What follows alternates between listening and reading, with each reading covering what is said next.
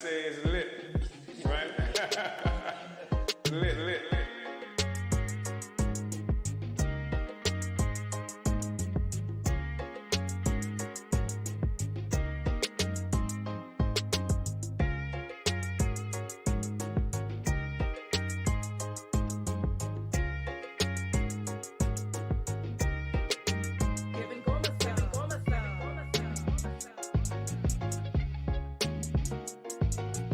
Real,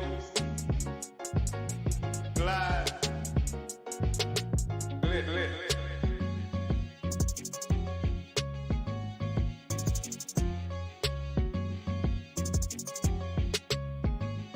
right?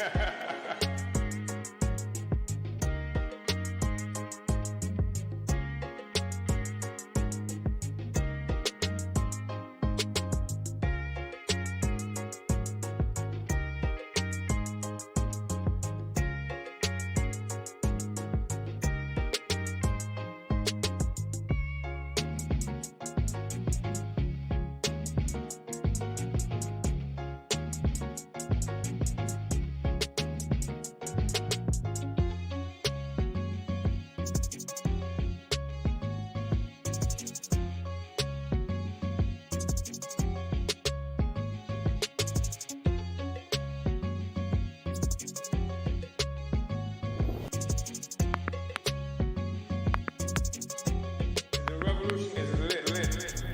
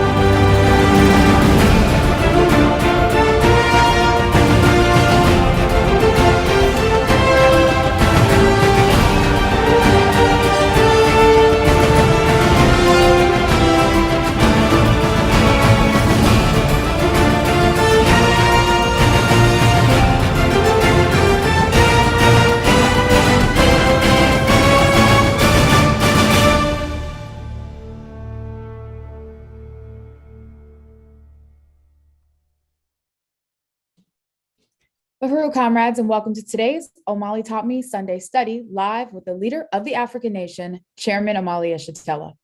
On February 24th, 2022, the struggle that has been deceitfully characterized as Russia's war against Ukraine began. This struggle has only heightened and maintained up to the present. But as the chairman has summed up, Ukraine is the cover for the world colonial powers articulated in NATO and US imperialist power, and it began in 1917 with the Russian Revolution, which rejected the colonial mode of production, creating a new basis for development, different from the rest of Europe, who had adopted this mode to save itself from lethal poverty and disease. This articulation of the war first appeared with the African internationalist analysis of Chairman Omali Yeshitela.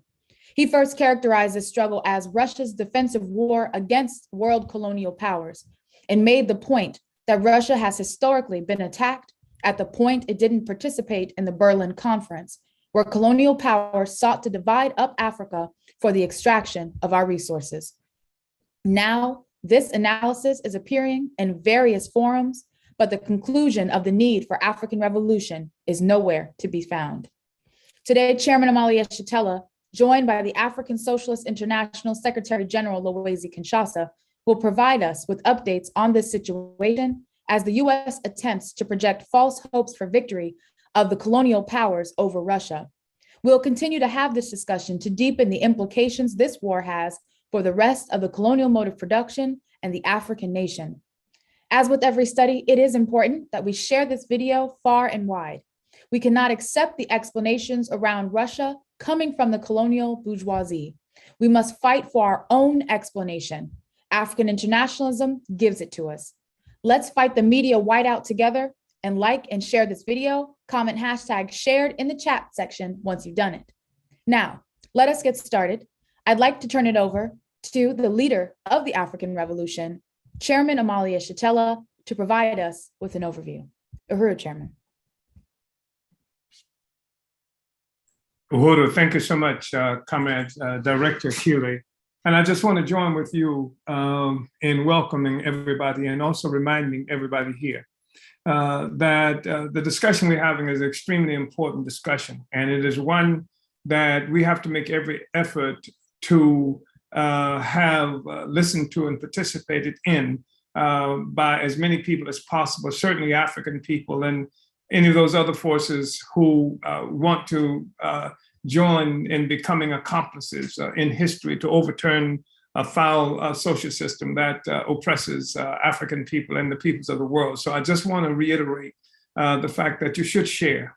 Do it a lot of times. Share, share, share. Get the word out because we have to break through this kind of encirclement, information, ideological encirclement that has been imposed on people who live within the immediate confines of the United States and Europe, who only get information or mostly get information within this kind of silo that's separate from 85% of the peoples of the world who have a whole different view and understanding of what's happening between Russia and Ukraine and the entire colonial capitalist system that's at war right now with Russia. So share, share, share, share many times over. Get your friends, comrades, and what have you, everybody you can, relatives, to come onto this discussion.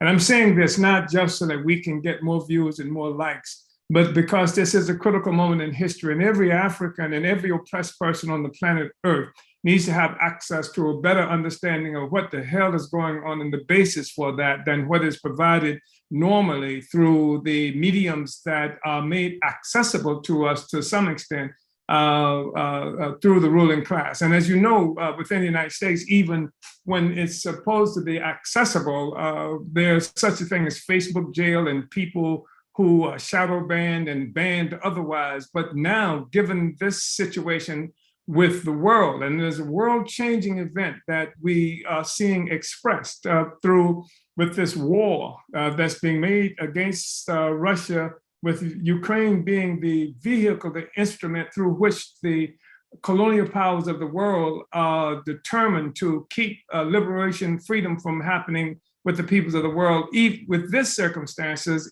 the attack on the ability for us to speak to each other and to speak the world is even more severely restricted than normal. And so if you know how bad it is normally, you must be able to imagine the implications now. And I want to tell you that you are listening within a silo of about 15% of the people of the world. You're participating in getting information and within a silo available to only about 15% of the people of the world. Everybody else is getting better, more information, more inclusive, more diverse information, especially as it relates to how the world is shaping up within the context of this historical changing, or certainly the evidence, manifestation of this changing, historical changing event with the war being made against Russia by the United States and all the colonial powers of the world. So share, share, share.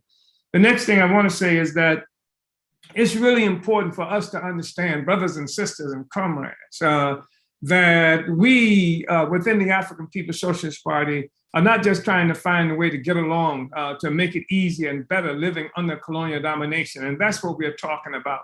And this is a discussion that's not being held by anybody else in the world. The closest thing that has come to it in general terms is the recent discussion that was held, led by President Vladimir Putin in St. Petersburg in June, I think it was 17th, where he talked about how what he characterized as the United States and the West, especially the United States, how it treats itself as this very special institution, this very special country, and that it treats the world as the rest of the peoples and countries of the world as backwaters or as backyards, and the peoples as most of the peoples of the world, especially who do not live in Europe or who are not Europeans and Americans, quote unquote. And I say Americans, I'm talking about white people.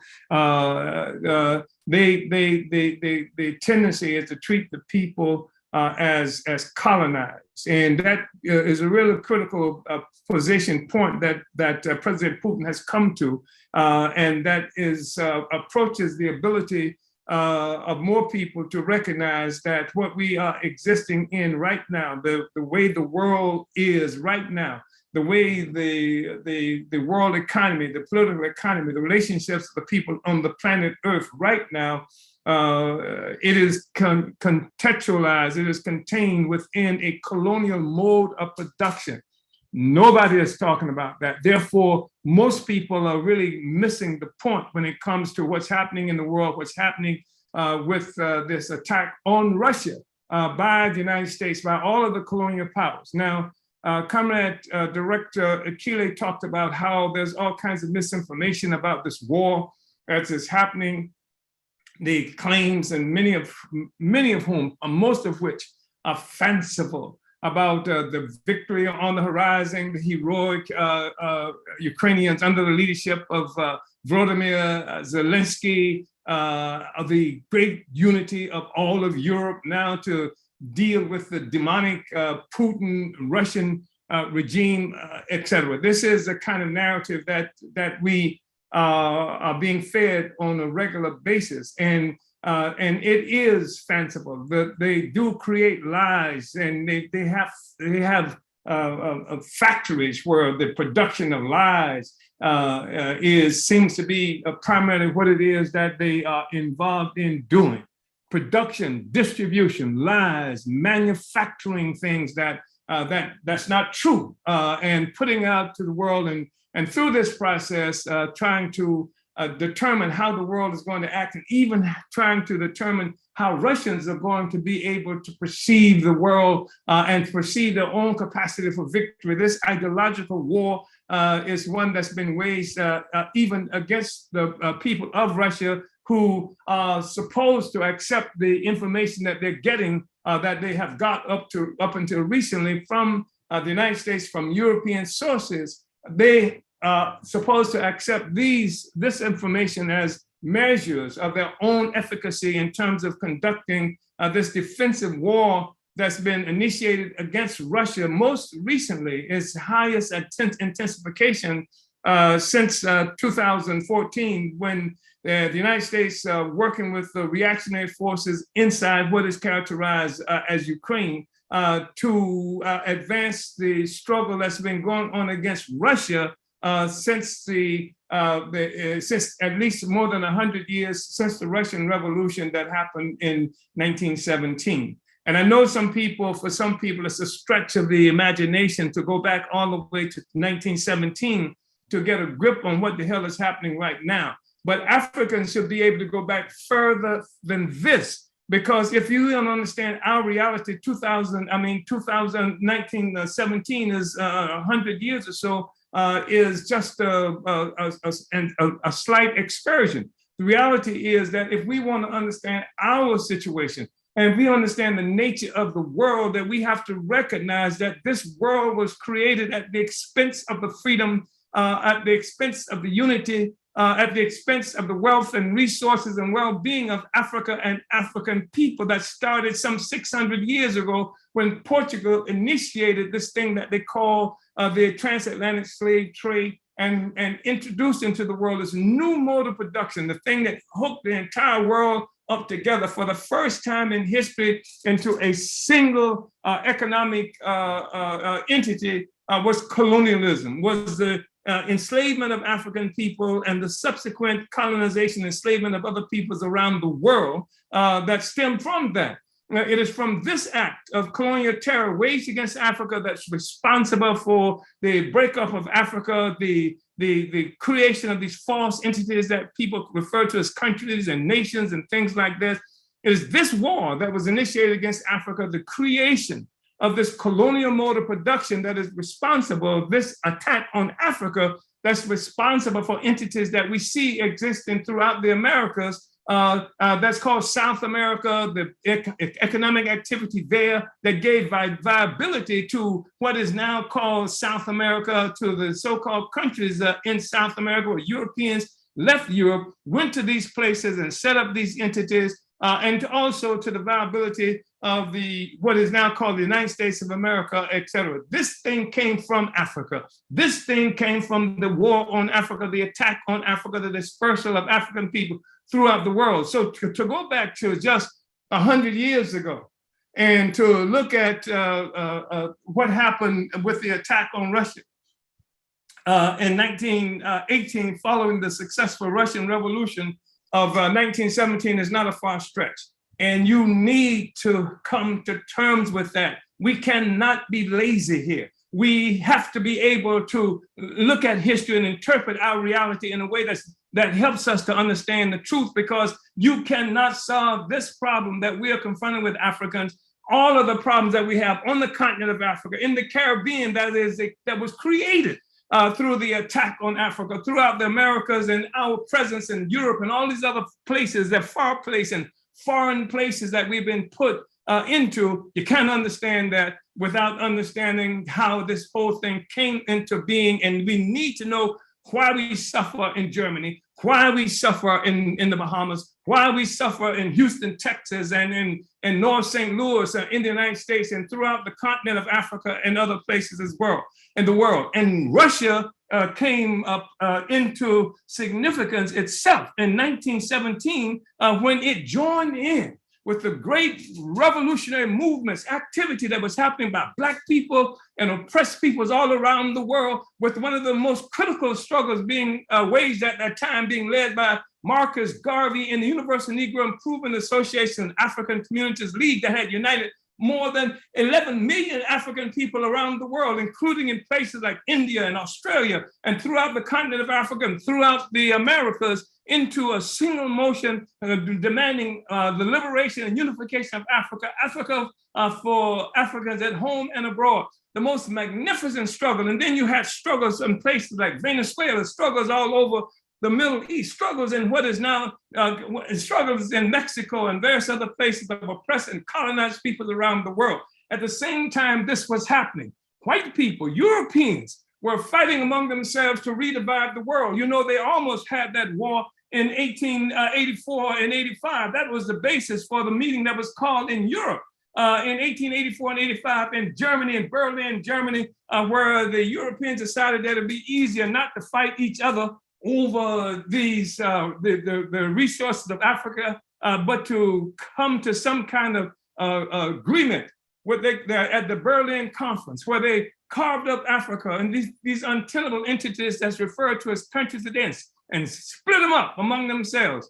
And every now and then you see it has been historically true that Europeans, the colonizers who came into existence through this process that I'm talking about, would fight among themselves to redivide the world. They didn't like the deal they got the last time, so they fight to redivide the world. In 1917, we were engaged in this war, started in 1914, where Europeans were fighting to redivide the world again.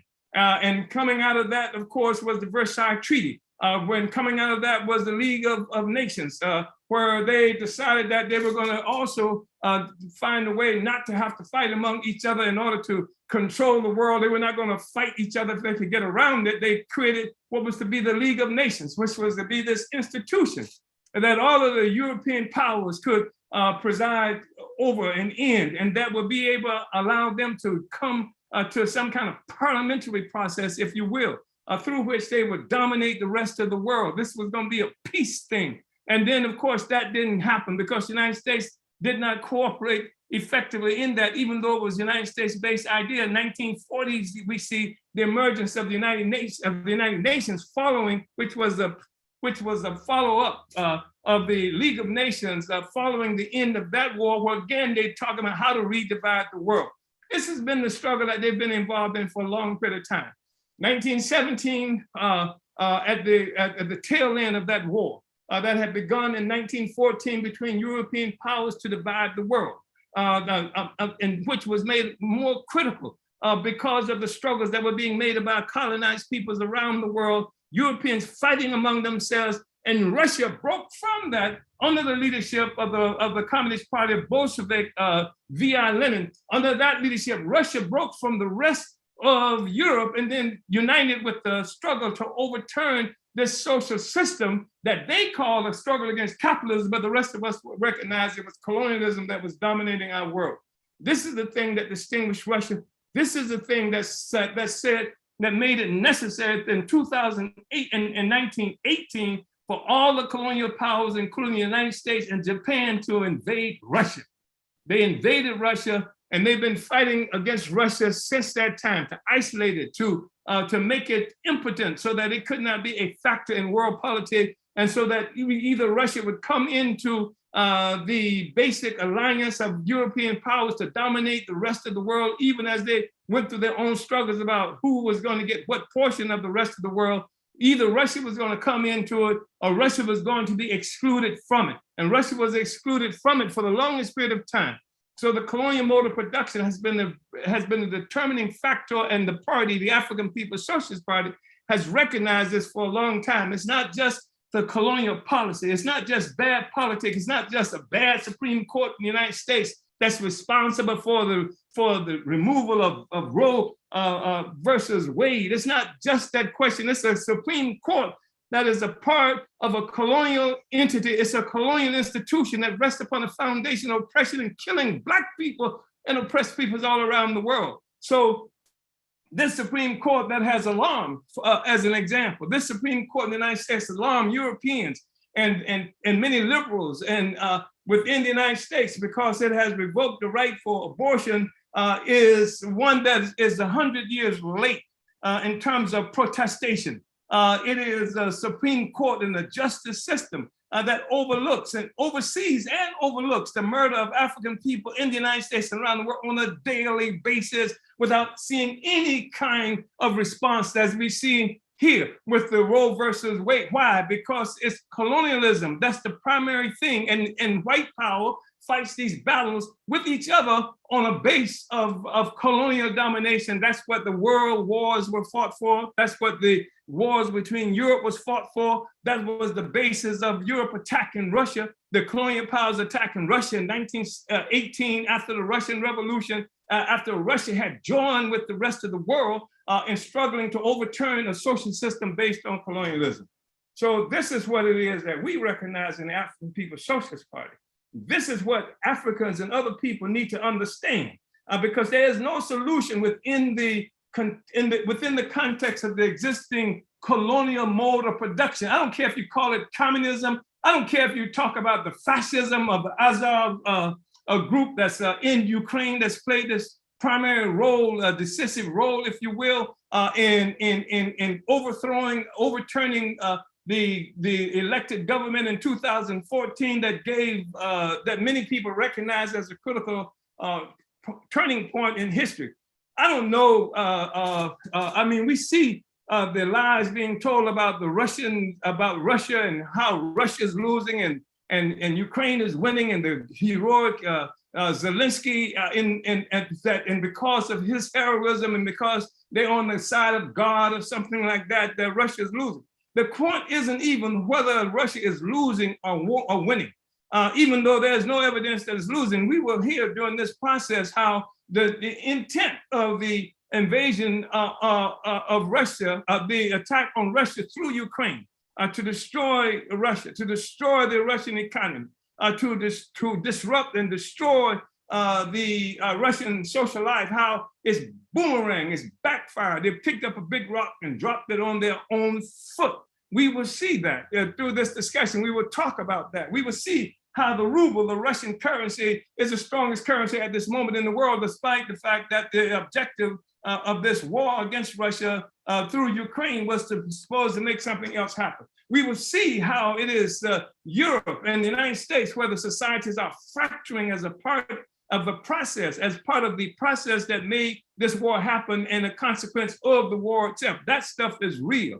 But the point is that what we are looking at today is a major defensive move on the part of the colonial mode of production of the capitalist colonialist forces to protect the social system that is rotten to its core. To say that the use-by date of colonialism has been long expired, and the people who are colonized in the process, or should be in the process of overturning the system. And having said that, we have to say that revolution is the only way out of this, that the total liberation and unification of every square inch of Africa and African people around the world, that's where the future lies, not only for Africa and African people, but for the peoples of the world. And people who are interested in changing the world, who are disgusted by the kinds of determination that come from things like the Supreme Courts and police activities and gun laws and things like the United States, need to join the Black Revolution, because that's the thing that will overturn it all. And the leadership of the Black Revolution is the African Socialist International, which is the African People's Socialist Party on a global level. So join the African People's Socialist Party. That's the way forward. That's the thing that can show you the future. And I want to just make this distinction that we used to make all the time in the party. I used to always be struck by the fact that you have African people on the continent of Africa and African people in the United States, same genetic makeup, same a group of people, generally speaking, on the one hand, both on the continent and in the United States and throughout the Americas, splendid runners as examples.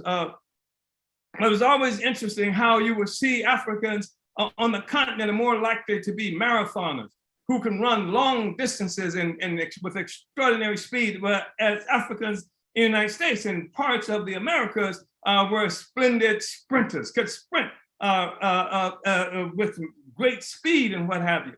And I've always used the analogy of that a sprinter in the United States is what we have in the United States is the ability the inability to see the long distance, because as unlike Africa, where you have a situation where the likelihood of some kind of coming to some kind of power was always in front of people. People were always aware of it. Even if they come to neo-colonial power, there's a way you can be this or you can be that. You can be the president, the prime minister, etc. in Africa. So it was possible to see a to what end.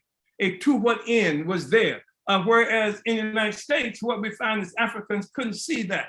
And so Africans could run because we could see the end. We could see the end in terms of a sprint. We can be the fastest people on earth in the United States and people and places like Jamaica, etc., with a sprint, 100-yard dash and shorter distances, etc., because they could see the end. What we're saying is African internationalism provides every African on the planet an ability to see the end. We can say this is to what end we are fighting. And this is the thing that gives us the capacity to run forever, to run long periods of time, because then we know there is an end. Even if we can't immediately see the distance, the end right before us, we know that there's an end there. And African internationalism teaches us that, shows us that, and shows us the way to victory. So join the African People's Socialist Party.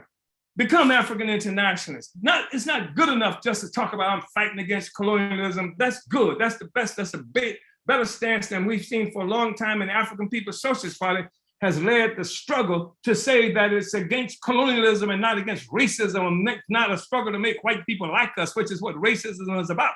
But having come to that conclusion, now we have to move beyond that and recognize that we're looking at a colonial mode of production, not just a policy that comes from one or two or a number of particular European powers or countries, but a mode of production that has enveloped the entire world and presents us globally with the social and political and economic context of our existence. So join the African People's Socialist Party. Comrade Director, I'm turning it back over to you now. Uhuru. Uhuru, Chairman, thank you so much. And I just, in just a moment, we're going to bring up Comrade Secretary General Louise Kinshasa, but just really want to appreciate, you opening up this discussion and making the starting point for the colonial powers attack against Russia very clear. And that it's rooted in this thing of the colonial mode of production, which you've helped us to understand. And I think with your analysis, this understanding, this African international analysis that we provided, when we hear things like this is a white man's war. We have nothing to do with it. It has nothing to do with us. Well, every white man's war has always had everything to do with us. And as you stated, it's happened as a part of the process of either redividing up the resources it steals from Africa or maintaining the stolen resources, the theft, and maintaining the colonial mode of production. So just really appreciate you making this very clear. This has everything to do with Africans and the future of Africa. And the thing that takes it further than anybody's analysis that they've gotten from you, the thing that makes a difference is that, like you said, the end and what's required, the African revolution is required. So this analysis, brilliant, perfect. But if it doesn't take us anywhere to a conclusion that means the eradication of the colonial mode of production, then you just got a bunch of talking people. So with that being said, before going to comment, Secretary General Luizy, I'm hoping that people have heard enough at this point to recognize the significance of this discussion for everybody. And we're going to hear even more. So I just want to restate, share. Share. Oh, yeah, Uhuru, share. Because everybody needs to be involved in this discussion to understand what the hell is happening to us and what we're going to have to do to win our freedom. Share right now. Share. So I just wanted to say that. Uhuru, Director. Uhuru, thank you. And yes, Chairman, that's just so on point because we've been doing these discussions around Russia since this thing kicked off. We've had comrades from Russia being able to tell us what's happening on the ground. And, we know that just this war propaganda machine that the colonial powers has as in its possession, is attempting to keep this discussion from the rest of the world, but they can't keep it away any longer. And all of you will help us in that process. So to continue this discussion, I want to bring up the African Socialist International Secretary General, Luizy Kinshasa, Uhuru SG. Luizy, welcome to this program, and we just love to hear from you, Uhuru. Uhuru, Director Akile. I just want to thank you so much for inviting me once again to this important program. And I want to salute our Chairman Yeshitela, who is the leader of the African Revolution. And I just would like to say our profound is to be in the company of our Chairman. We're looking at this crisis, and one thing is clear is that this is happening now. But when we look in our history, I know it was like maybe a month ago we did a program like that where Chairman mentioned that we're talking about Russia today because Russian Revolution won in 1917, and Garvey did not win. And in my youth, I struggled to understand Marcus Garvey. Until I met Chairman and the party, I had a better understanding. And the reason I'm giving this, because what happened then was a crisis that we created, that Garvey created, and all the other anti-colonial struggles created. So it was also a strategic time, a turning point in history, that if we win, what we call today the colonial mode of production, the global colonial mode of production will have gone down. But the Russian won, and we did not win. And that's why if you're watching this program, you are not just a spectator. You have the ability to make that determination that we want to win. And we want to win because we do understand where we are. We are at the turning point in history. So the defeat of Garvey took us to the 60s. Can you see? We're talking of 43 years. And the defeat of the Black Revolution in the 60s took us to this place. And now 6 years. And so we're talking of over 100 years that we did not win as the Russians did. But this time we are determined to win. That's why what we're doing is significant. And what's happening today, as I said, is so significant because the imperialist world, white power basically, is in a poor shape that it has ever been. Which means that Africans, we have better chances, if we take our chances, to win today. because as you know, the Russians are demanding a multipolar world where the interests of the Chinese, of the Russians are respected and taken into consideration. You don't see anyone saying they're demanding a multipolar world where the interest of the African nation is respected. You don't hear that unless you come to the African People's Socialist Party. You see all different African presidents trying to make a deal here and there, and their deals are not strategic. It's just to maintain them in power. But we're talking of also having a new world where the interests of the African people, the African nation is respected. And, I don't have to tell you, from my point of view, we are basically saying that the global mono production has to go because Africa has a fundamental strategic interest compared to the other countries for the simple reason that our relationship is more strategical because this global colonialism was born first at the expense of Africa and black people all over the planet. So that's just very significant. And we've been saying for many years now, particularly in the last year or 2 years from the plenary of the African People's Party that happened early this year, you hear the chairman explaining that the ruling class will be referred to as the white power. The ruling class, the white power led by the United States, cannot rule in the same old ways. We have to internalize it. They cannot rule in the same old ways. Even they want to do it, they can't because they are not in control of the world as they used to do. They're not. They can't control China. They can't control Russia. They can't control Iran. They can't control Turkey. They can't control even Colombia now. The new election there, adds more trouble for the U.S. imperialism. They can't control Venezuela and so on. Which means that we have to make a decision that we cannot continue to live in the same old ways. It's a decision you have to make, we have to make.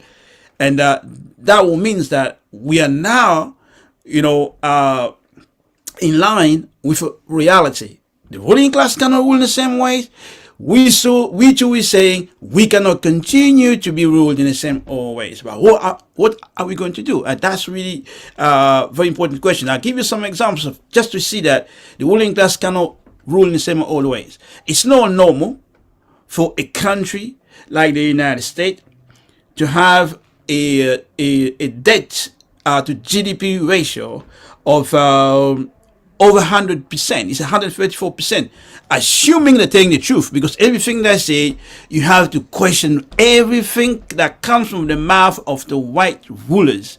You can't take that for face value. So they have no interest in speaking the truth. So they're saying under the 30%. So probably it's more. Country like Japan, I was shocked when I found out. Now they have a debt GDP ratio over 200%. Over 200%. Italy over 160%. I heard the news journalist saying under 80%. In England almost 100%.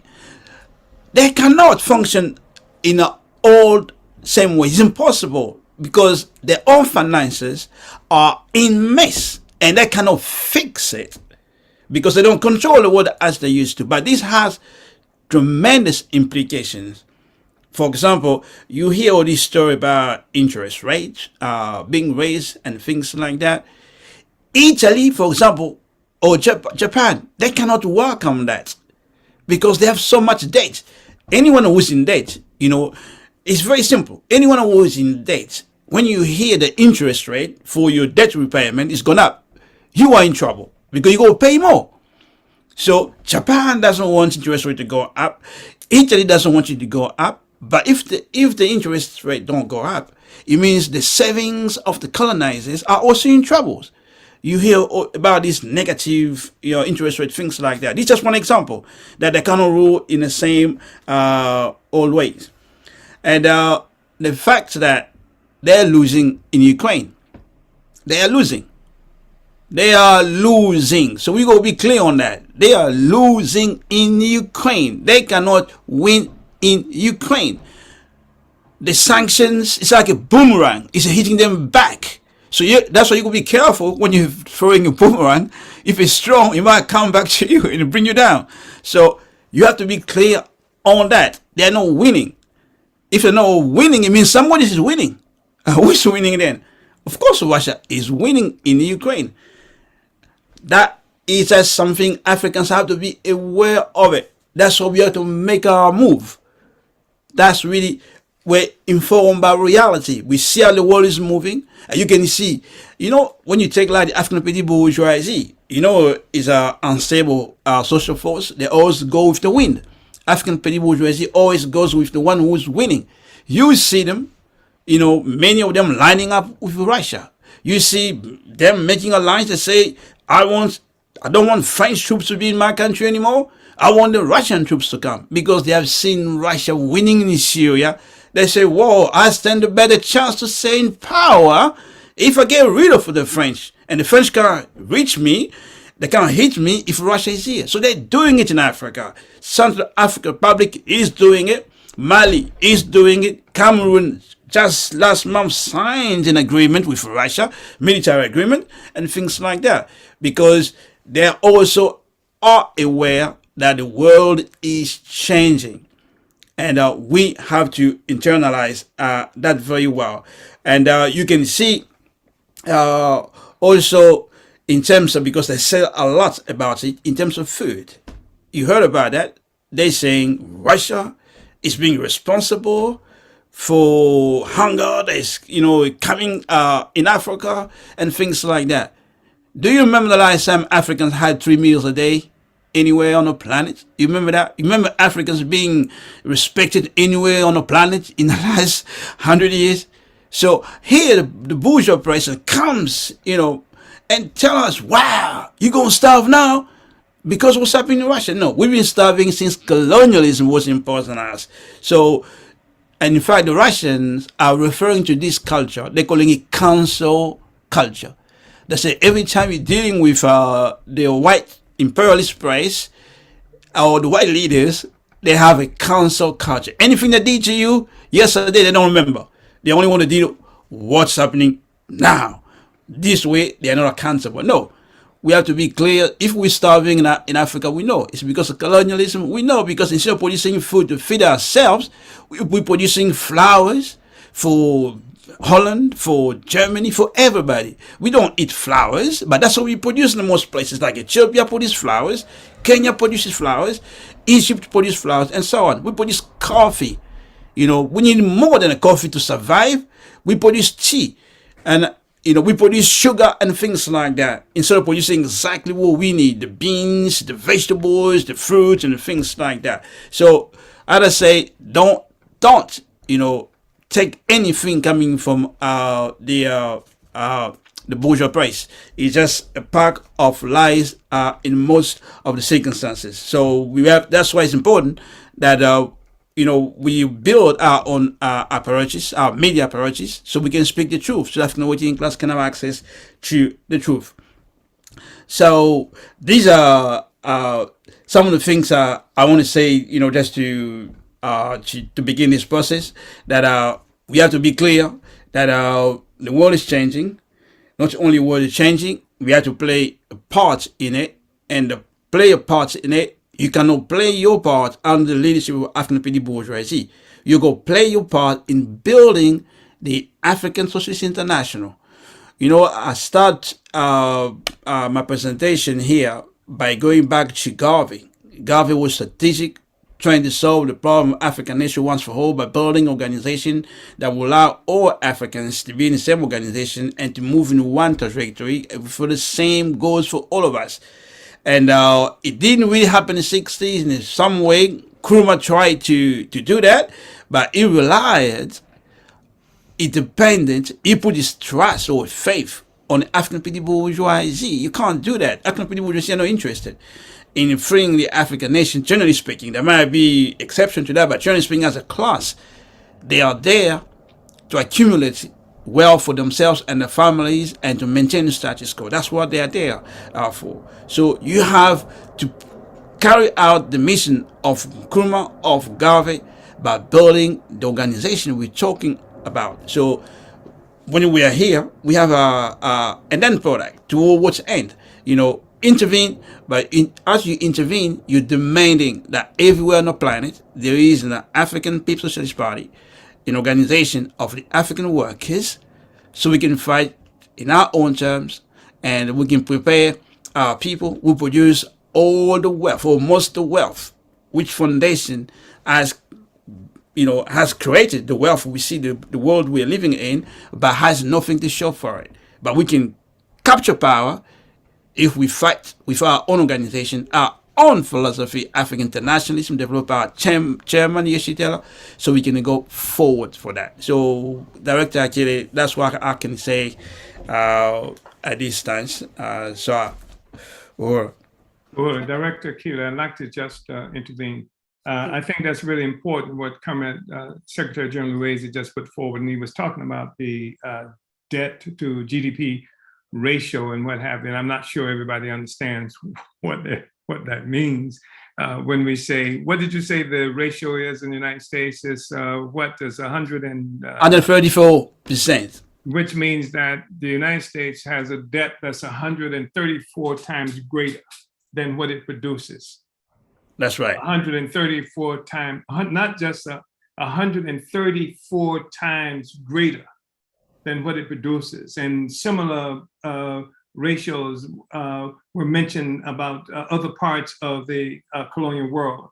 So I think it's important to understand that. And I think, we talk, Comrade Secretary General, about hate, about Garvey all the time. And it's true, because Garvey pulled it together in a way to bring all of the Africans together, in a way that's more successful than had ever been done in history up to that time.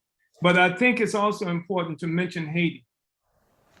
We do talk about Haiti, because when people want to talk, address the question of revolution, and revolution that's designed to overturn what they characterize as the capitalist social system, the greatest threat to that system in its history was Haiti.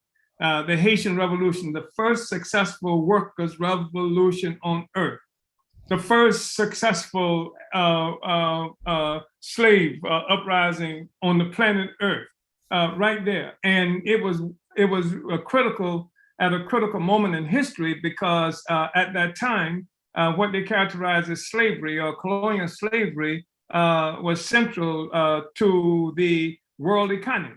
The entire world economy revolved around what they characterized as slavery. And it helps us to understand, when you look at Haiti, about how the colonial mode of production was consolidating itself and was able to reveal itself in a serious way, because in Haiti, we succeeded on the battlefield. We beat Napoleon. We beat the best European army in the world was defeated right there on that tiny island of Haiti by Africans. Remember, the Europeans fight among themselves. I mean, Napoleon was fighting all over Europe, but his troops and with other Europeans. But when his troops, and he was the great general until he got to Haiti and fought against the colonized people in Haiti, and we crushed them there. But they controlled the world economy. So and they were able to manipulate the politics in Haiti and other places as well, because there were all kinds of cross currents of political currents existing in Haiti at the time, so-called mulattoes and others who were loyal to France, more loyal to France than to Africa, etc. We had the magnificent Jean-Jacques Dessalines, who led this revolutionary movement, but he was assassinated. And at the end of the day, the first time in history, you would see the victors in the struggle ended up having to pay reparations to the losers of the movement. So France lost on the ground, and it had fundamental consequences for the world. What if France hadn't lost then? At least half of the United States would be speaking French, and much other areas of the world in the so-called Americas. But Haiti crushed that. But we crushed them there. But they controlled the world economy. the world economy had not been destroyed, and the French were able, using all the other European powers, to do exactly what they have done to people in Afghanistan today. Afghans beat them. They beat the United States on the ground. 25 years, they crushed the United States. You saw the videos of them, the Russians trying to get the hell out of Afghanistan. The Vietnamese crushed the United States in Vietnam. And other places, we've seen the same thing happen. But in the end, because we didn't control, the colonial mode of production continued to prevail. That's the thing that united all of the powers of the world who engaged in some kind of successful way economically. That's the thing that united them all, and they were able to, and they're able right now to starve people in Afghanistan. They're starving people in Afghanistan, and they create a narrative that make the Afghans themselves responsible for the starvation. And so you see that kind of thing happen in various places around the world. So the issue of overturning the colonial mode of production is critical. Look at Russia, the Russian Revolution in 1917. We say Russia was victorious, but look at where Russia is today, having to fight the same forces, because the colonial mode of production was not overturned. If Garvey had succeeded, Russia wouldn't be involved in this fight today, because the struggle that we were looking at the moment that Russia succeeded in what was supposed to be in the so-called Russian Revolution, it was made possible and necessary because of the struggles of colonized peoples all around the world. And Russia broke from the rest of Europe, who was fighting to redivide colonized people. And it was able to emerge in Europe with some relative success, at least temporarily.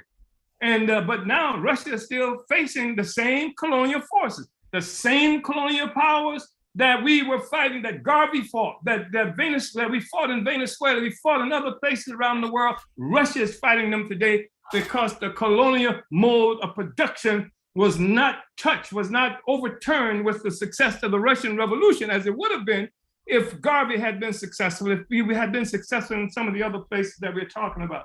So I think that's really important for everybody to understand, and it says something too about the significance of revolutionary philosophy, revolutionary theory, to take us to a what end.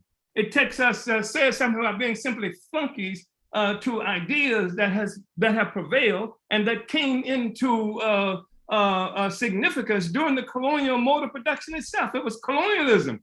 The colonizers who were able to put forth this whole notion of how the world operated and what it was going to take to overturn this system. And what they were talking about overturning is this struggle that exists on top of the colonial mode of production, on the pedestal of our oppression, on the pedestal of the oppression of the Africans and the Venezuelans and peoples all around the world, this new world that had come into existence through colonialism.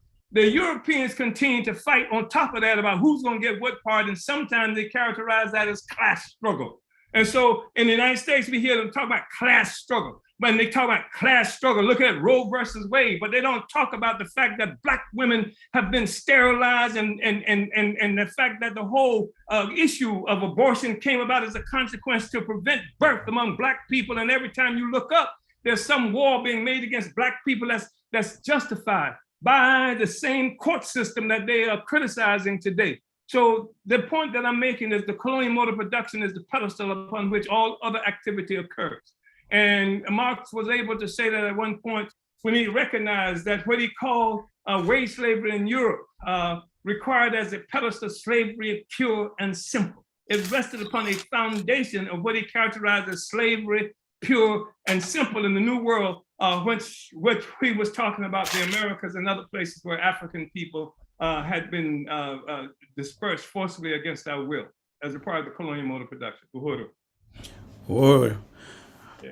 Uhuru, Director Akili, if I may add some of the things we've been talking about, like when we say Russia is winning, the ruling class can't rule in the same other ways. We're trying to see once there's something young people do, for example, when the young people, Chairman says to be young is trying to solve the problem of the future. If young people want to do something and they believe this is the future, you can't stop them. Particularly if the whole majority of that generation believes in that, you cannot stop them. If they believe revolution is the only way, you cannot stop them. They will do it. And what we're trying to say is that the US can't win. They just can't win. They're losing. And we want people really to internalize that. And I don't know if you watched the speech by the president of Russia, Vladimir Putin. One of the things that struck me when I heard his speech, when he said the Russian budget, the national budget, has been quadrupled. So basically time by 4. And you remember the president of the United States was saying that the ruble, which is the currency of Russia, would turn into rubble. But it's not happening. The ruble is being strengthened. It's the only currency that's getting stronger. And that's why Putin now can say he's making more money than before the war, because the price of energy is so high. Which means basically the ability to fulfill their objectives have been increased, because he said they're going to fulfill all the military, they're going to achieve all the military objectives. And that is something significant. And you remember, it was last year or the year before, they had this summit, the environment summit. I think it was last year, where they're saying, well, they need to clean up the environment and things like that. But now, countries like Germany and most of the countries in Europe, they have to go back to producing coal. Because Russia, whenever, they choose it, they can turn down the gas supply, because it's their gas. They sell it now in their own terms. And countries like Germany, they will have to go to produce coal. Producing coal means polluting the environment.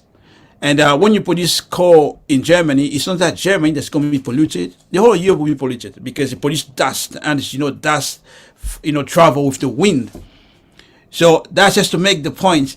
They cannot rule in the same old ways. Even they choose to do it, they can't do it, because things are not in their control anymore. Now, think about it. When we Africans, the majority of us, or a strategic number of Africans, have been warned that revolution under African internationalism is the only way forward. What's going to happen? They cannot stop it.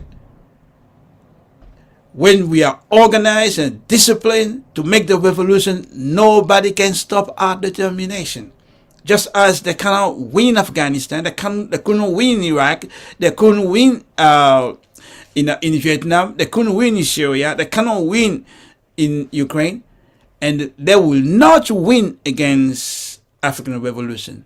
That this basic science, because for the same reasons they couldn't win Afghanistan, will be also the same reason they cannot win against us, because determination to be free,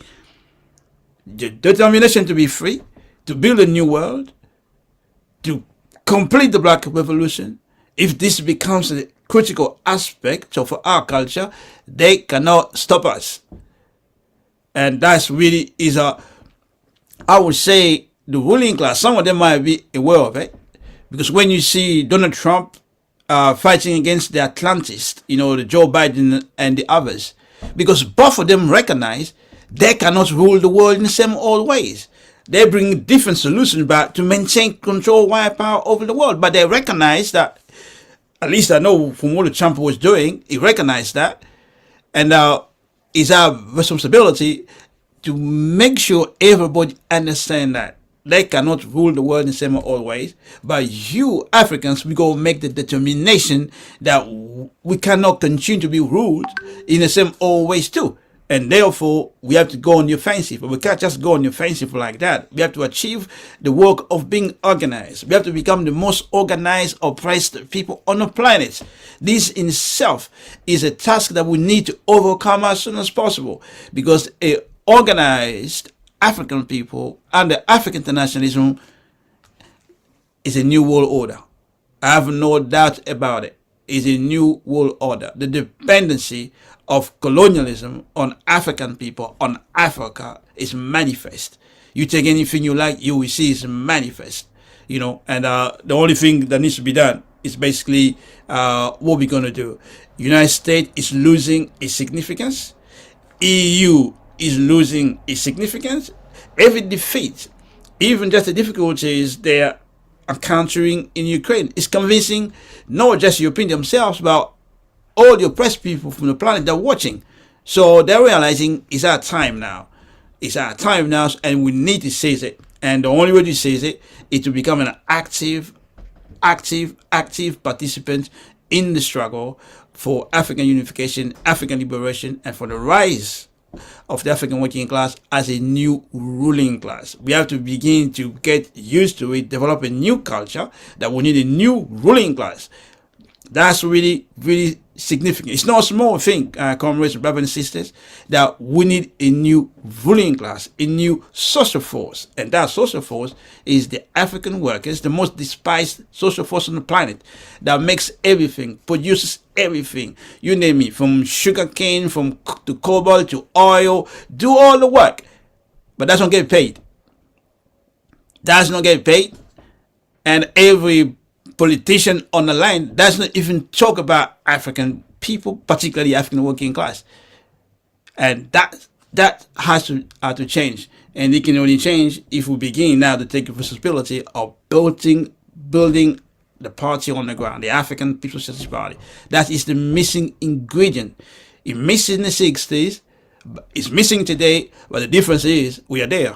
The party is there, the chairman is there, African internationalism is there. Now the challenge is to get everywhere, new places, and deepen where we are already, so that we can be ready to call on Africans to go on the offensive. I just want to add that, because we are really living a time of turning point in history, where we have to to get deeper and make the organization capable of taking the challenges history is putting on us.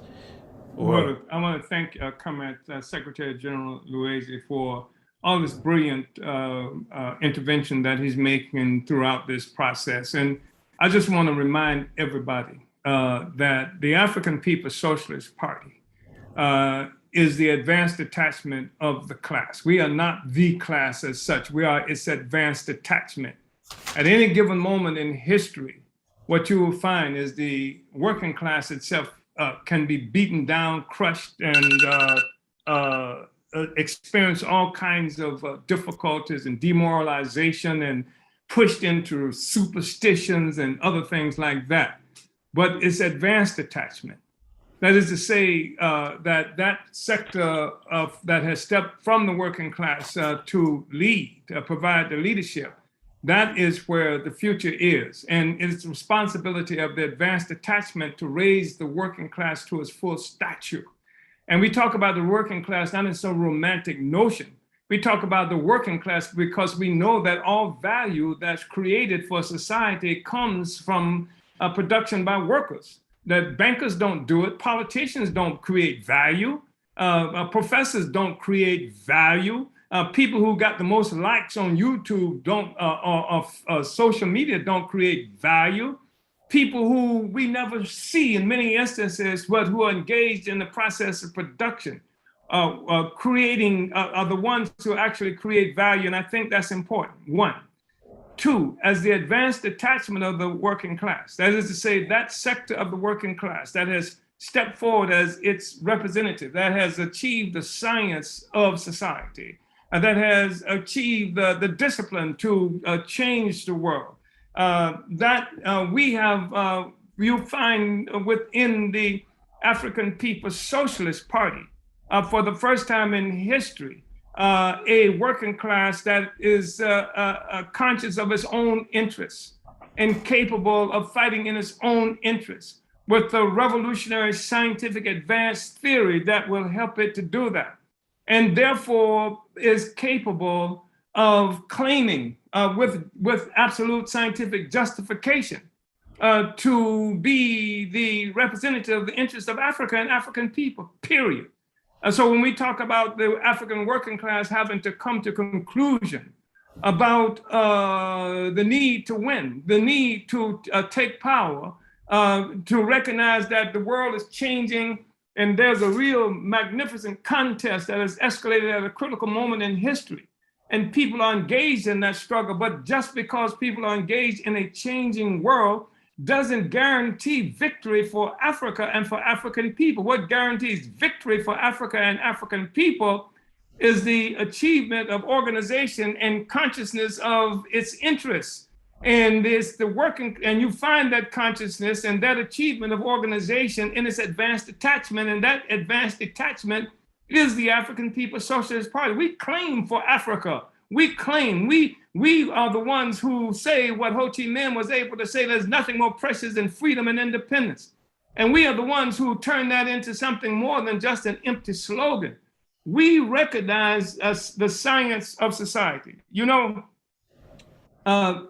Comrade Secretary General Louisi, you know, you mentioned the presentation that was made by President Putin in June in St. Petersburg, where he made, I think, some really important statements. And what I appreciate about the statements that Putin made, that you will not see Biden or any other Western so-called colonial politician being able to do. He talked about the difficulties in Russia. He talked about the problems that they had to overcome. He talked about, yes, there are shortcomings, but then he makes us able to measure things in the real world. So he did not gloss over that. He did not ignore it. He said, yeah, there are problems, but we have some approaches to take that on. And I think that was really important. But the other thing that Putin mentioned, that is so reminiscent of what our stance has been all along. He talked about how this is a tectonic moment in history. He said, this is tectonic, what we see. Tectonic. What is he talking about when he says tectonic? He's talking about what we've said all along, that the colonial mode of production, that colonialism, that the whole colonial capitalist system is always in a state of crisis. Why? Because it rests upon a foundation. It rests upon a foundation of colonialism. The tectonic nature of this thing is that we said that this is what the foundation of the whole thing is all about. When you talk about tectonic, that's exactly what you're talking about, the crust of the Earth's surface and et cetera. And we say that, what is the term that's used in the United States because we've used that when they talk about how earthquakes and how there's this fault line. We say that the whole colonial mode of production, capitalist system, rests upon a fault line of colonialism. I lived in California for a long time, and there are earthquakes all the time in California. They can't get around that reality. And they always talk about, when is the big one going to come in California? Everyone is the big one until the next big one they're talking about. They say the earthquake can be so large that California could break off and then float out into the ocean, et cetera. That's what we're looking at when you talk about this fault line of colonialism.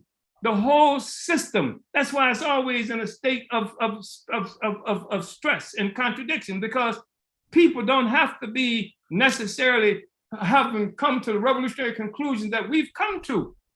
They just have to fight to try to live, try to survive. And when they do that, they challenge this colonial mode of production. They challenge colonialism just by virtue, just objectively trying to live. When you try to live under colonial domination, that means you're trying to take back from the colonizer what it has taken from you as a basis for being able to survive. And every time you do that, the more success you have in doing that, whether you recognize yourself as a revolutionary or not, then you are contributing to this tectonic shift that Putin is talking about. The thing is that as masses will find themselves in motion, we see that all over Africa right now. Africa is one of the greatest expressions of the tectonic thing that we are talking about, the fault line, that people all over Africa struggling, have to struggle in order to try to survive. But the question is the advanced attachment, the revolutionary leadership that will take it to the conclusion that we need for it to go to be victorious and overturn this social system. Because every place we see in Africa and all these other places, People are simply trying to move the ship, the chairs around on a sinking ship. And what has to happen is that we have to overturn the whole social system, and only African internationalism, only the African Revolution, only the African People's Socialist Party, which is the advanced detachment of the African working class, conscious of its own interests, fighting in its own interests, its own selfish interests, can take us to that place. So you should join the party if you're not part of the party. If you are in the party, you should double down to do everything necessary to take the party to the revolutionary conclusion, especially at this critical moment, because history does not present itself to us just like we want it at any given time. When the door opens, we have to be able to move. We have to help to open the door, and then when the door opens, we have to be capable of moving through the door toward complete victory for Africa and African people. Director.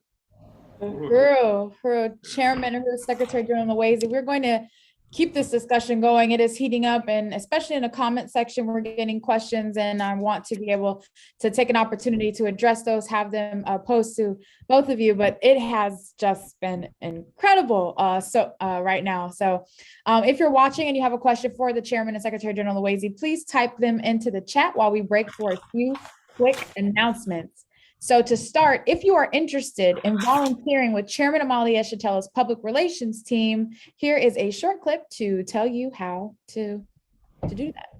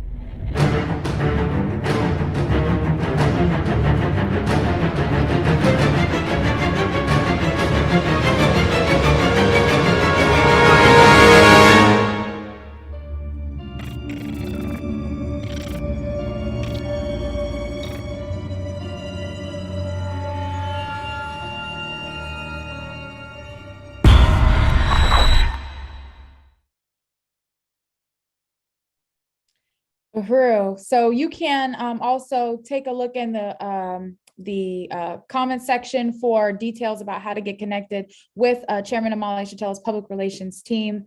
But to continue on with our announcements, today at 3 p.m. U.S. Eastern Time, the International People's Democratic Uhuru Movement, INPDUM, presents This Is How We Do It. INPDUM has had a busy year, and the year is only halfway through. And you can tune in today to see reports and presentations from INPDUM members around the world. Register for free at tinyurl.com/INPDUM, that's INPDUM, June. Learn about INPDUM's growing branches and institutions, new campaigns, and most importantly, learn about how you can get involved in this exciting work to build Black power. So that's today at 3 p.m. Eastern, U.S. Eastern Time. Omali Taught Me airs on Black Power 96 FM radio, a project of the African People's Education and Defense Fund with the slogan, not just explaining the world, but changing it. Next Sunday, July 3rd, Black Power 96 is kicking off its July member fund drive, celebrating 5 years on the air. This is your chance to support the radio in the hands of the Black community. Donate to become a supporting member or renew your support.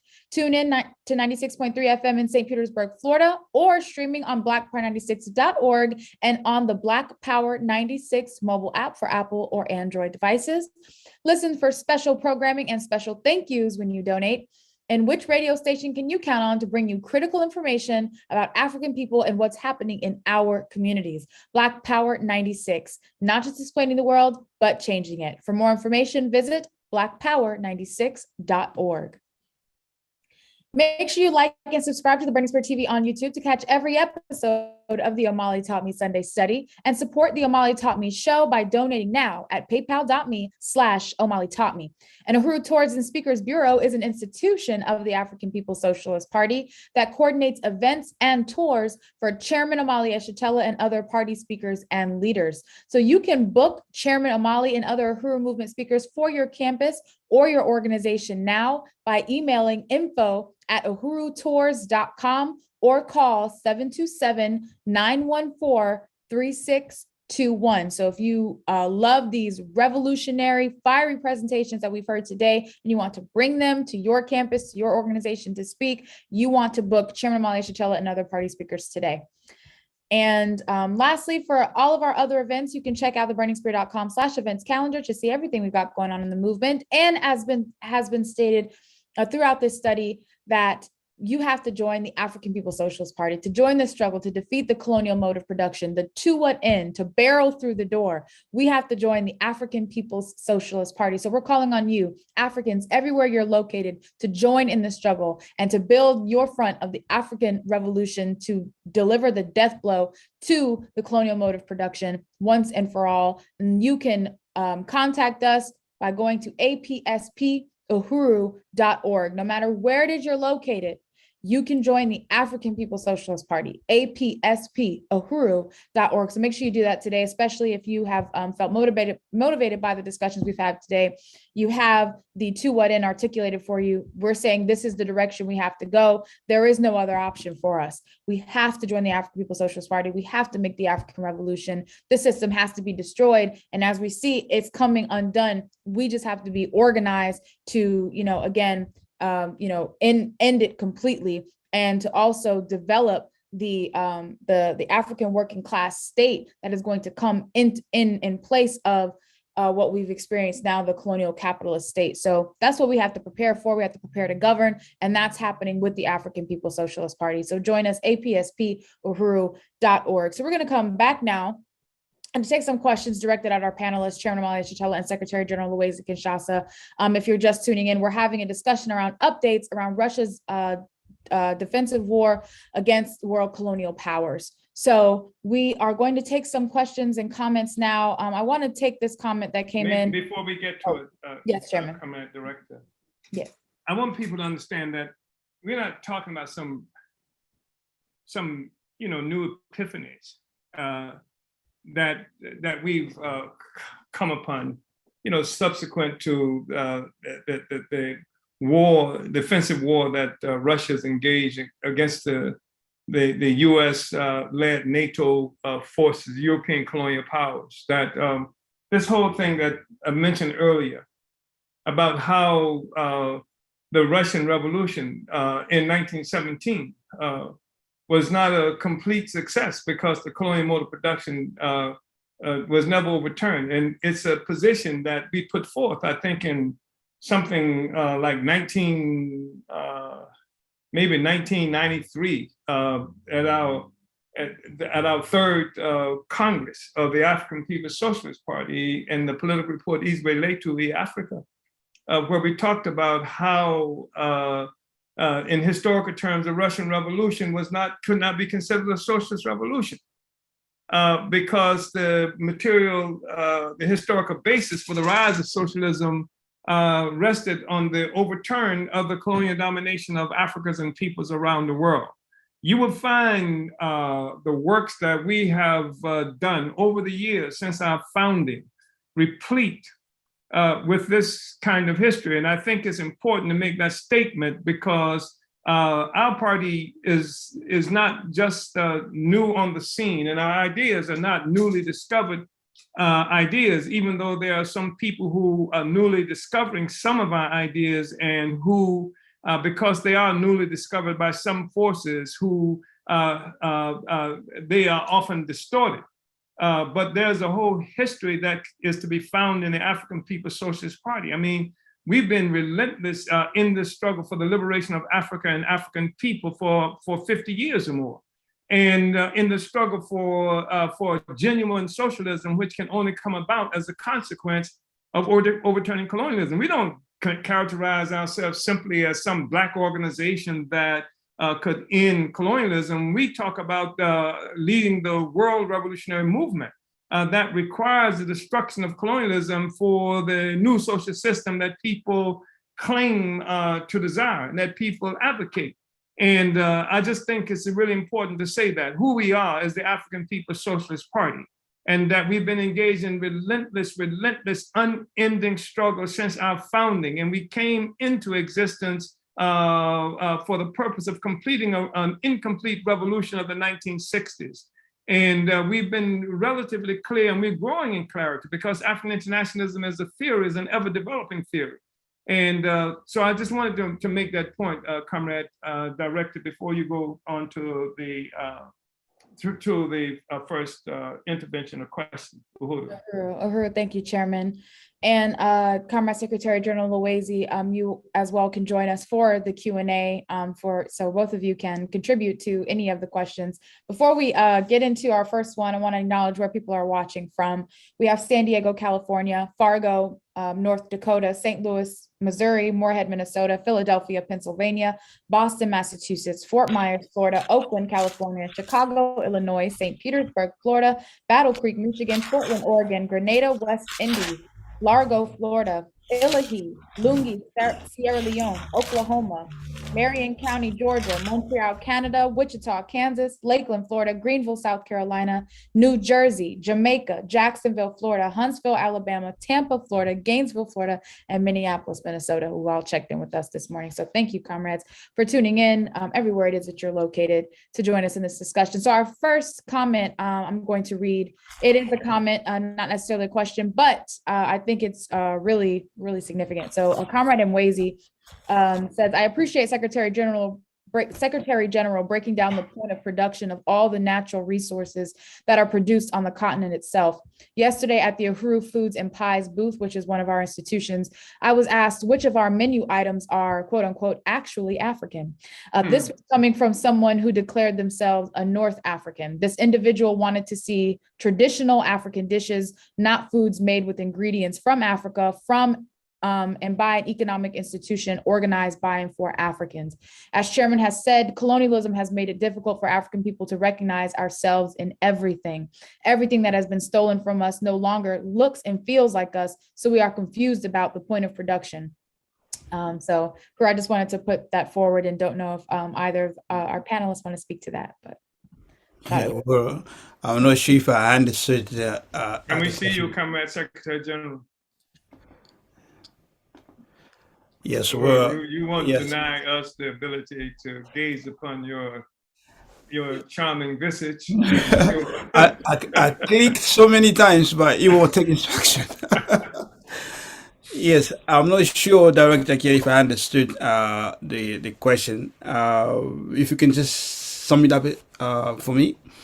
Well, someone identified as a North African came to the Uhuru Foods and Pies booth located in Oakland, California, and asked us if any of our food was actually African, which one of our dishes was actually African. And I think the contradiction that Mwezi was pointing towards was the fact that these resources, and also who produced, the food is African. It is African in that we can't even recognize, ourselves, Africa, in everything that we do. So, yeah, I understand. Basically, Africans just have to be aware that agriculture was created by Africans. That's the starting point. So I don't even need to know what product we produce. The beginning of agriculture, planting, getting all the seeds, observing the environment, you see what the weather looks like, what the soil looks like, things like that. Just the first people to be a sedentary people is Africans. So we are the ones who produced, the first science basically of agriculture. And so if someone understands that, there is no point to ask me what is actually Africans. And in fact, Africans also went everywhere. We went to the Middle East, we went to Europe. Now, it's being established quite openly now. The first inhabitants of Europe were Africans, from England to basically to Greece, which means that Africans, we were in Rome. They were sedentary people. They were agricultural people. So basically, we produce, all the things, supposed to be, coming, through planting stuff and things like that. But it would be good, by the way, at one point, just to do an inventory of what Africans used to produce, historically. You'll be amazed, because I have a book in my house here. All the products that ancient Egyptian produced. It's amazing, from lentils, carrots, you name it. It's just incredible. But Africans have to know that we didn't just stay in Africa. We used to live in the Middle East. We used to live in Asia. We used to live in Europe, and we are the ones who are responsible for introducing agriculture there. So the question can be turned around: what is the contribution of other people to agriculture? That's how basically I would say it. Yeah, and I think that's an important question, an important response that was implied by Comrade Mwezi's, by the question from Comrade Mwezi, because most of what when we run into that kind of question, that kind of issue, we are viewing the world through, whether we, innocently in most instances, through a kind of colonial perspective. The fact is that most of what Europe eats, and Comrade Luis said that we were responsible for what you see in England and other places like that. I'm just saying we did the worst job in terms of cooking and food in England, perhaps, than we did any place else. But if we want to take, I don't know if I want to take credit for that. But the thing is that you look at food production in the world, and Africa, other people who are considered indigenous in various places.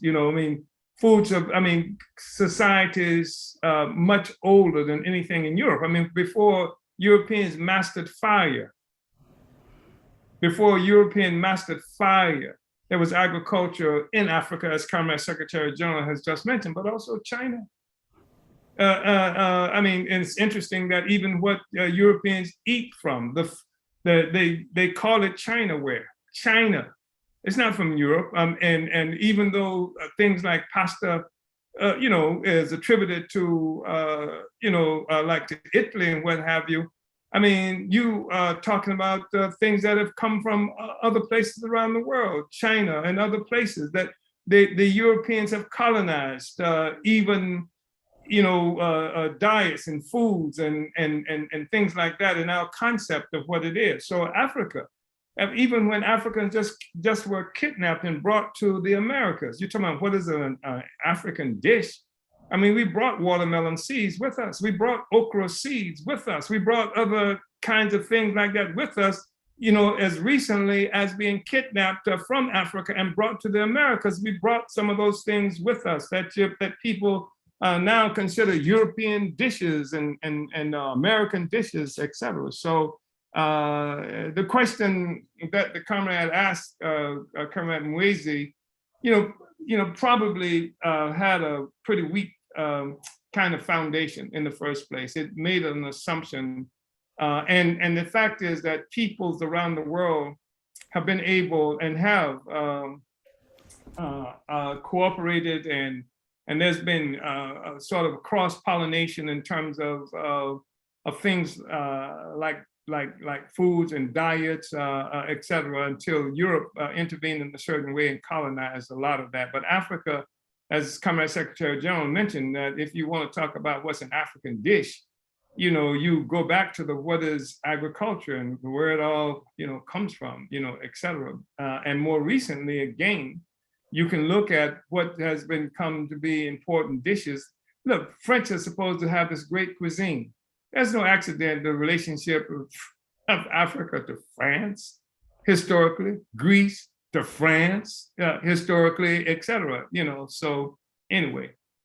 You heard, Chairman. I was about to say, if I make some greens in St. Petersburg, Florida, in the U.S., then some African greens.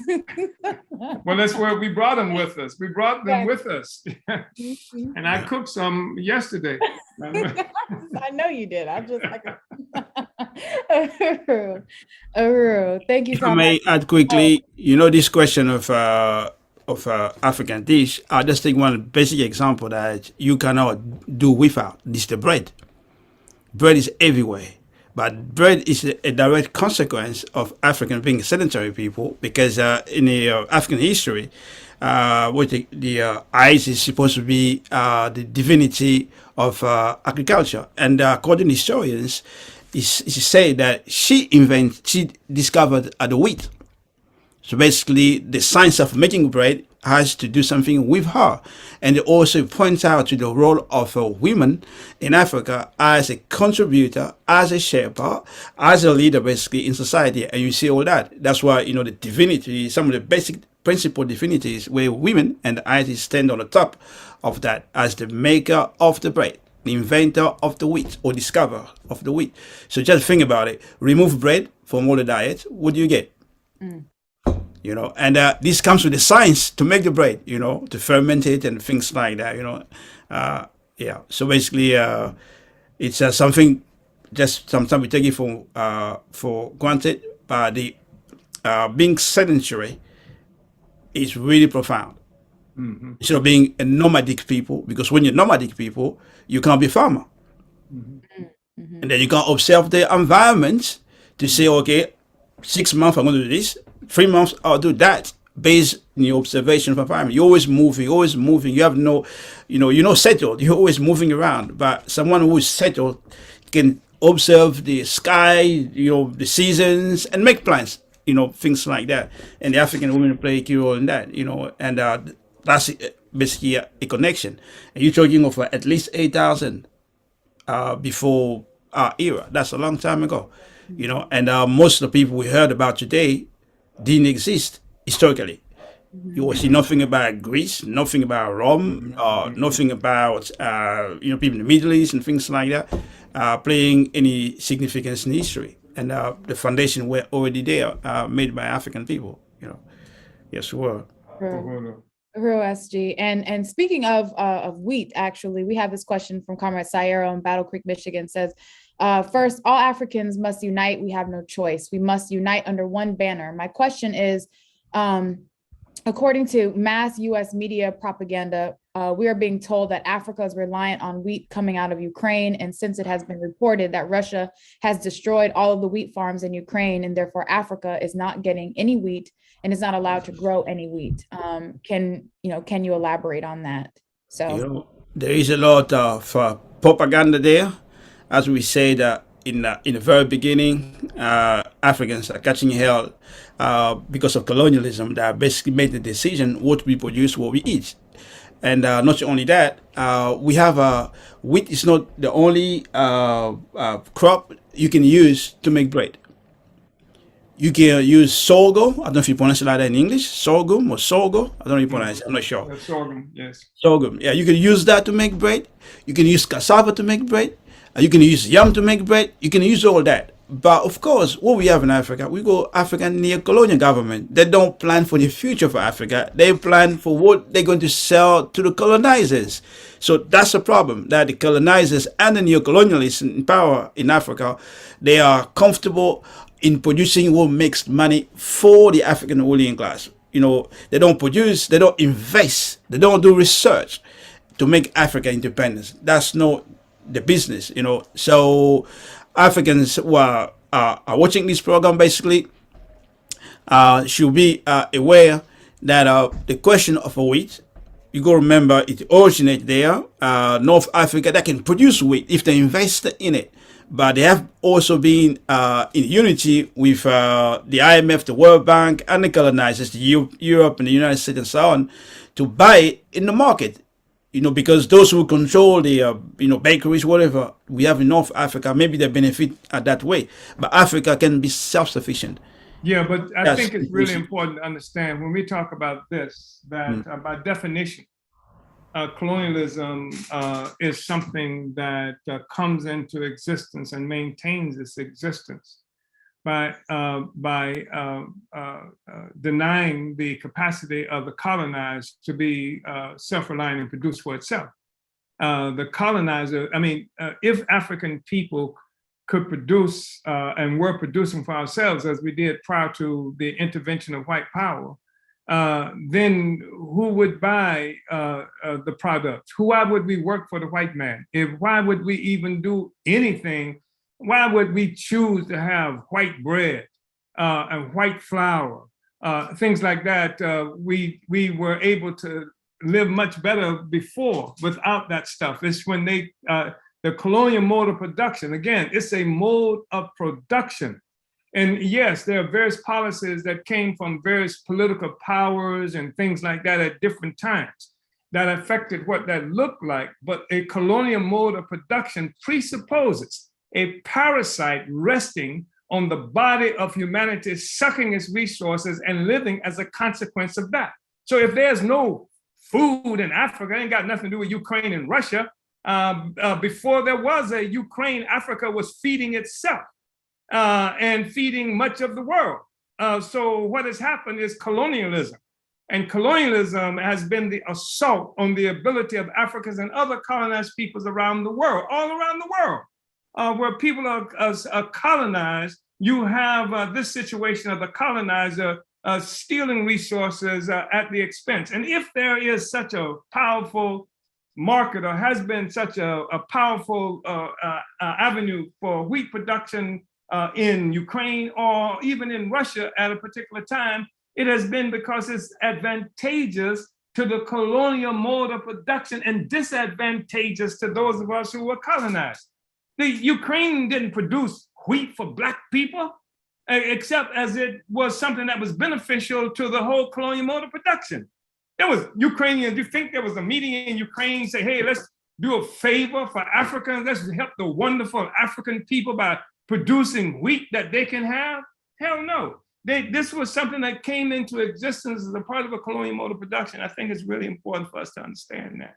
And they robbed Africa of its capacity, its ability.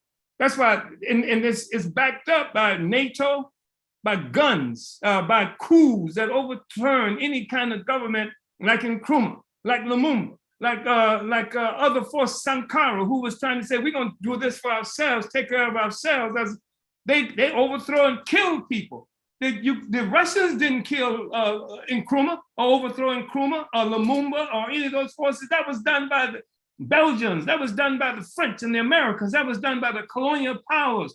The Russians didn't bring Africans from Africa as a part of a process of starving in Africa and African people. That was done by the French, by the Americans, by the Germans, by all these other forces who spread us out there and created this immense poverty and misery for Africans and colonized peoples around the world. And so Russia and Ukraine had nothing to do with that. And that's bogus. And it's a way for the colonizers to deflect attention from the nature of the social system itself. And the social system itself is one that rests upon a foundation of stealing resources, life, from Black people, from colonized peoples around the world, Comrade Sayero. Uhuru. Uhuru. Thank you, Chairman Eschilowezi and Sayero, for that question. This next one comes from Comrade Nyindu in Fort Myers, Florida, and says, with Joe Biden going to Saudi Arabia, it seems to be a meeting of murderers in the open. They can't hide because of the crisis of colonialism. Could the chairman comment? Well, it's a tricky situation for Biden and the United States, because Saudi Arabia is also one of those entities that's talking with Russia and talking with China and talking about creating a basket of currencies so that they can de-dollarize, so that the US dollar as the reserve currency of the world is what gives them the ability to starve, to sanction and steal the money from Russia, to steal the money from people in Afghanistan, et cetera. So the Russians and others, including Brazilians and even the neo-colonial regime of South Africa, have been a part of this process of de-dollarization. That is to say, to minimize the influence of the dollar and certainly to remove it as the reserve currency of the world. And Saudi Arabia has joined in with that. So the Saudi Arabia regime, government is tyrannical, murderous. It is even now engaged with the assistance of the United States in murdering people in Yemen and in Saudi Arabia and in that whole arena, and helping to kill Iranians and and a lot of other horrible things, and uniting with this white nationalist settler colonial regime of Israel. It's a horrible entity, but it is also an entity that itself is susceptible to this economic quarantine that the United States is able to utilize to sanction any country in the world. The Saudi Arabia can be brought to its knees, can be quarantined as well. So a lot of countries now find themselves with the weakening authority influence of the United States being exposed more and more every day, trying to find a way to escape, certainly from the punitive kind of relationship that they might have with the United States through the US dollar being the reserve currency of the world. Uhuru. Comment, Secretary General. I don't know if you had anything on that. Yes, well, thank you, Chairman. Basically, unite with things the Chairman has said. I just want to say that we're talking of de-dollarization. We're talking of Russia, China, driving the push for people to use, other currencies. The yuan, the Chinese currency, could be used. The ruble could be used, or the Chairman said basket of currencies. Any other currency can be used, and people like Saudi Arabia, including China and others, they are the one who bought the U.S. bonds. The debts the U.S. has. The U.S. prints money. They print these bonds, and people buy it, and the value of this bond depending on the value also of the dollar. And if the dollar has no value, why will you keep your bonds? So you would drop it. And basically what I'm trying to say is that the fall of the dollar is something also people like Saudi Arabia are thinking about where to put the money, and they have a lot of money, and they can put in the yuan, they can put in ruble. They're concerned about securing their own future. They don't care about human rights or Arab people like the Palestinian. They don't care about that. But what can secure the wealth of the Saudis, that's what they're looking into. And also when they look into Europe, they've seen Europeans, and the US of course, but Europeans seizing the money of the Russians on the pretext that is blood money or something like that. And everybody knows Saudi Arabia, they have bloody rulers and things like that. So they're looking at that too. That where you're going to put your money into. If, China can secure the money for a while, they will not hesitate to put the money too. Because what they're looking for is basically to save their influence, their power, or something like that.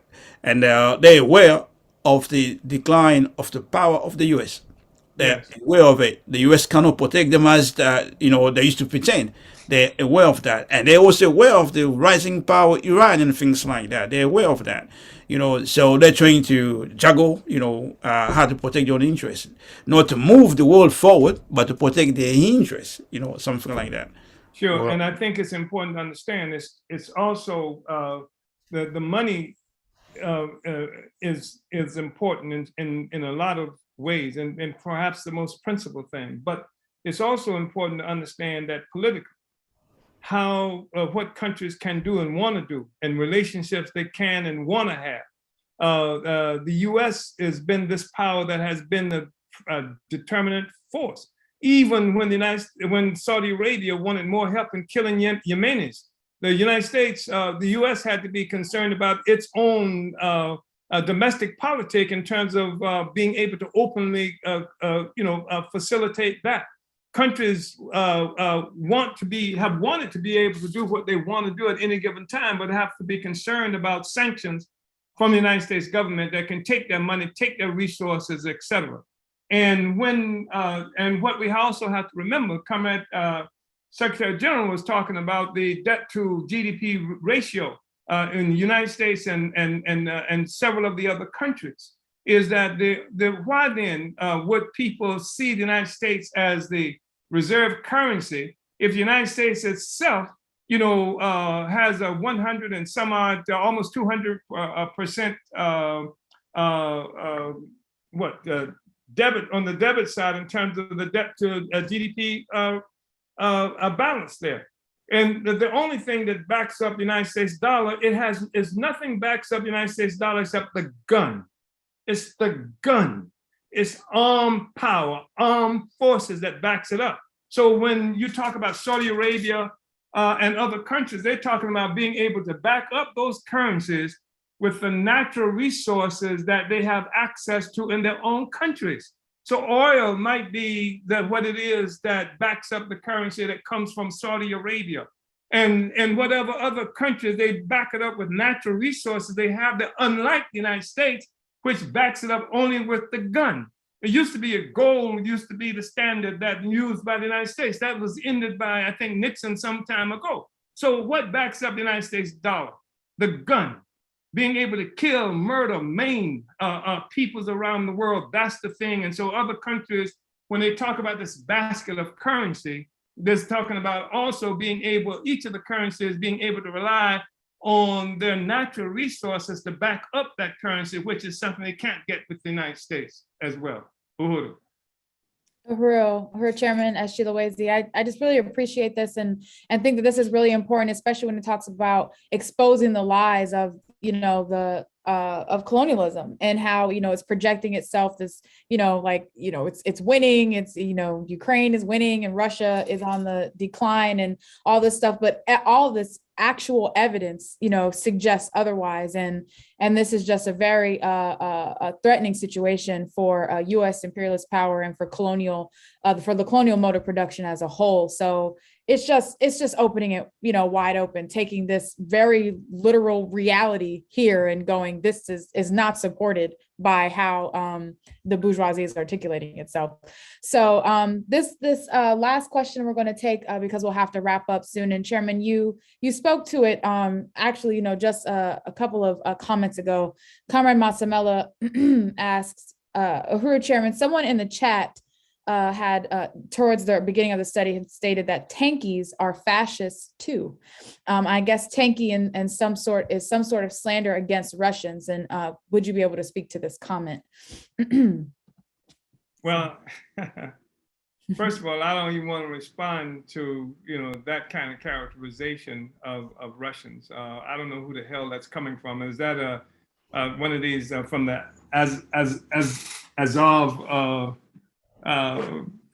group in Ukraine that's part of the military force that overthrew the government in 2014? Is that from Biden or Trump and somebody else like that? I just want to say that even when we look at things like the Azov group, is it called regiment or battalion?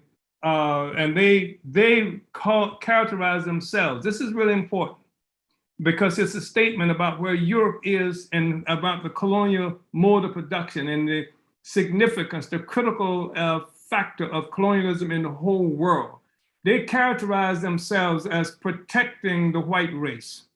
This is what they say they are doing. And they have their own version of this whole notion of the great replacement theory. They call it a theory that they talked about at the conference in Munich, the Munich Security Conference, where they talk about restlessness. That didn't come from the fascists, so-called, in Ukraine, and the so-called Tankies and fascists and stuff. We're talking about modes of production upon which the whole thing rests, even the existence of fascism, which is something that we're looking at in terms of a contest between contending sectors of the colonial powers for control of African and other colonized peoples of the world.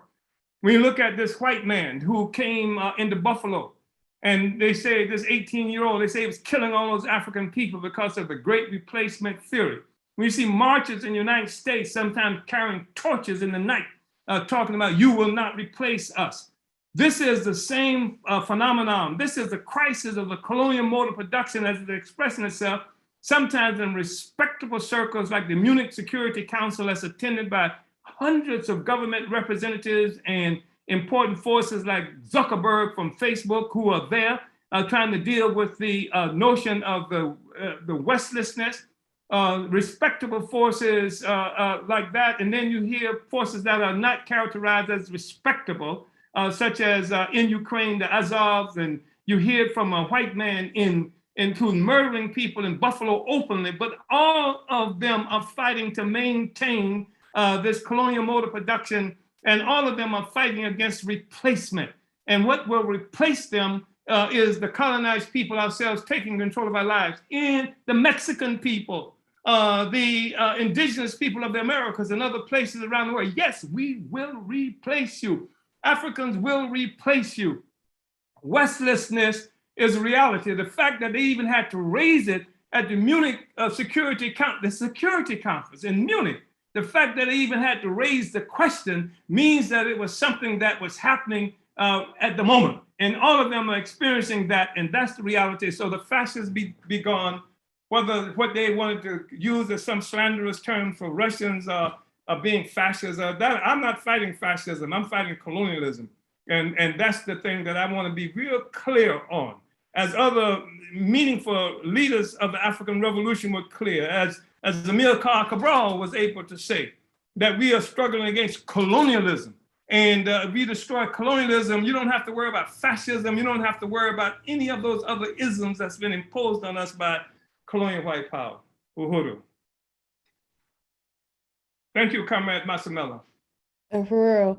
Yes, thank you, Comrade Matsamela, Secretary General Luwezi, and Chairman Amalia Shatella. So we are towards the end of our study. So what we'll do now is just take some closing remarks, first from Secretary General Luwezi, and then closing out with Chairman Amalia Shatella.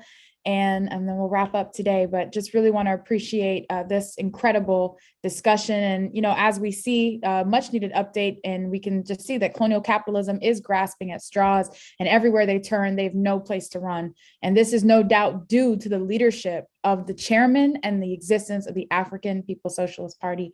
So Uhuru, let's get ready to close out. Secretary General Luwezi, can you start us? Yes, so I just want to thank you, Director Kiri, for inviting me to participate alongside Chairman Omali Stella, the leader of African Revolution, and the leader of African Nation too. It's always a privilege to share a platform where he's present. I just want to say basically to Africans who are listening, you already heard the message we put across. You have to militantly, religiously win everybody around you that it's our time now, and we need to be organized. Everything begins there under the leadership of the Advanced Detachment, African People's Party. That's the only way we're going to win. The fall of the United States, the decline of the US is real. You see the Russian, they're working on a new payment system, the SWIFT. All these things are real. The world is changing, is real. Only thing is missing is the organized voice, the organized power of African people led by their own advanced detachment. That's what is missing. And then the world will never be again as we know it today. Colonialism as a mode of production will come down if or when we achieve that strategic objective, build a party everywhere. Uhuru. I want to thank you, Comrade Secretary General, and also thank you, Comrade Director Akile, for hosting and producing this very important part of Omali Taught Me, the study that we engaged in on today. And I just want to say that everything that we've heard, I think, helps to expose the reality of a dying social system, that a fractured social system, a system that is experiencing tremendous distress, that has made it desperate, that's made it capable of committing any kind of offense in order to solve itself, killing people all over Ukraine, killing people all over the world, escalating the terror being waged against African people in the United States and various other places. And we have, I think, exposed the fact that the colonial question is a critical question. And that is true for Africa. And Africa is critical to the overturning of this whole system and the production and the creation of a whole new social system, giving power to the workers and producing peoples of the world. But I want to say beyond that, while colonized people play such a really important role, that the decisive factor, the decisive force in this struggle to overturn the social system is the African People's Socialist Party. That there are colonized people who are upset, there are colonized people who are in motion, but the group of colonized people with access to African internationalism and with access to revolutionary organization that predicts the victory over colonialism and the victory over colonialism through the working class. And immediately and specifically the African working class, which is something that will contribute to the leadership of the working class of the world. That is the African People's Socialist Party. And people can quibble if you want about that, but you don't know of another organization that has a comprehensive worldview, a scientifically based worldview, going beyond simply being able to quote one revolutionary versus another revolutionary, but to actually show how this science theory is applicable to the world that we live in, uniting theory with practice, having organization, actually having created different forms of organization and struggle throughout the United States and the world. That is the African People's Socialist Party. This is where the fundamentally decisive force that will overturn this social system is located. And you should join it if you're not a part of it. You should support it if you can't join it. And you should, if you can't support it openly, then you should support it secretly, but you have to do those things. And so this is our call to you. And if you are members of the party, as again, you have to double down. And especially at this critical moment in history where the window is open right now for us to take it. We have to take it. That means we have to do everything necessary to make that happen. Israel to Africa. And we want to say that relentless vanguard up. Uhuru. Uhuru, Chairman. That's Chairman Omali Yeshitela, the leader of the African Nation and the worldwide African Revolution. Want to appreciate the Chairman and Secretary General Lawezi for this incredible update, this profound study, and want to also just appreciate all of you for tuning in and want to call on you to make sure you like and follow the Chairman on Facebook, Twitter, and Instagram, and subscribe to the Burning Spirit TV on YouTube to catch every episode of the Omali Taught Me Sunday Study. Next week, we'll be launching the July member drive for Black Power 96 Radio right here with Omali Taught Me Sunday Study. So you do not want to miss that. Volunteer for the public relations team for the chairman by emailing volunteer@omaliyeshitela.org. Join the African People's Socialist Party. Vanguard, be relentless. Uhuru.